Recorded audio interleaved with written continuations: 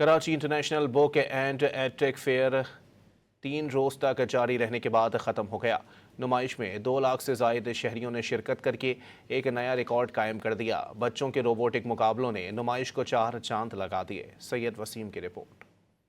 Karachi international book and tech fair میں 2 لاکھ سے زیادہ شہریوں نے شرکت کر کے ایک نیا ریکارڈ قائم کر دیا۔ 3 روزہ بک فیئر میں بچوں اور بڑوں نے کتابوں میں غیر معمولی دلچسپی کا مظاہرہ کیا۔ روبو سپورٹس کے مقابلوں نے بھی دھوم مچا دی۔ 15,000 طلبہ نے روبوٹکس کی دنیا میں پہلا قدم رکھا۔ منتظمین نے نئی پیش رفت کو کراچی کے ہونہار طلبہ کے لیے جدت کی جانب سفر کا آغاز قرار دے دیا۔ ٹریڈیشنل بک فیئرز کے ساتھ ساتھ ہم ایجوکیشنل ٹیکنالوجی کو فیوز کریں اور آج کی جدید دنیا کے اندر بچوں کو یہ ہم آہنگی دکھائیں، یہ ان کو بتائیں، یہ ان کو دکھائیں، یہ ان کو اس کے اندر سوچنے کی صلاحیت پیدا کریں کہ تعلیم صرف کتب بینی کا نام نہیں ہے۔ سی ای او علی کامران چشتی نے کہا کہ ایکسپو سینٹر میں قائم دونوں ہالز دن بھر کتابوں ٹیکنالوجی کے دلدادہ افراد سے کھچا کھچ بھرے رہے۔ یہ ایک وہ جگہ ہے جہاں پہ اسکول والے بھی مل رہے ہیں، آئی ٹی والا بھی مل رہا ہے، لائبریرین بھی مل رہا ہے اور پیرنٹس بھی مل کے ایک نئی جو ہے تحریک کا آغاز کر رہے ہیں۔